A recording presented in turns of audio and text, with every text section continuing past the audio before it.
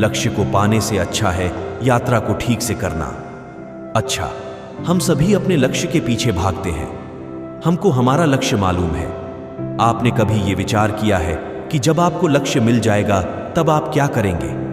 निश्चिंत ही हम तब नए लक्ष्य के पीछे भागेंगे। मतलब हम संतुष्ट अवस्था में कभी आ ही नहीं पाएंगे।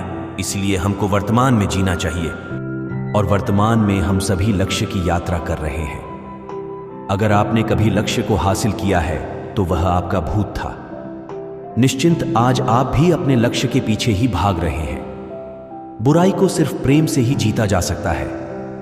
अच्छाई और बुराई दो पहलू हैं जिसमें बुराई को उत्पन्न कर सकती है। बुराई से कभी अच्छाई की उत्पत्ति नहीं होती है, लेकिन अच्छाई बुराई को समाप्त कर सकती है। बुराई पर अच्छाई की विजय की अनेक कहानियां भी आपने सुन रखी होंगी। खुशियों को जितना बांटोगे उतनी बढ़ती रहेगी। महात्मा बुद्ध कहते हैं कि एक मोमबत्ती के सहारे सैकड़ों दीपकों को प्रज्वलित किया जा सकता है, फिर भी मोमबत्ती की रोशनी कम नहीं होगी। ठीक उसी प्रकार खुशियां बांटने से कभी कम नहीं रहती है, बल्कि बढ़ती ही है।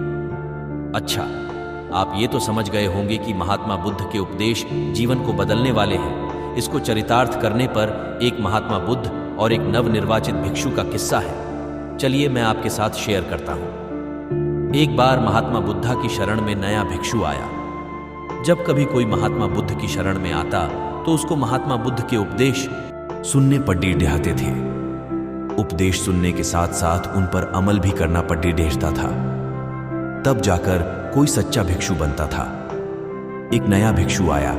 पिछले 1 महीने से वह भिक्षु बुद्ध को सुन रहा था। 1 महीने के बाद वह भिक्षु बुद्ध के पास आया और बोला, मैं पिछले 1 महीने भर से आपको सुन रहा हूं, लेकिन मुझ में कोई सुधार नहीं हुआ है। कृपया करके आप मुझे बताएं कि क्या मुझ में कोई कमी है या कोई कारण है जो मेरा कल्याण नहीं होने दे रहे हैं। बुद्ध ने उस भिक्षु से एक प्रश्न किया, तुम कहां रहते हो?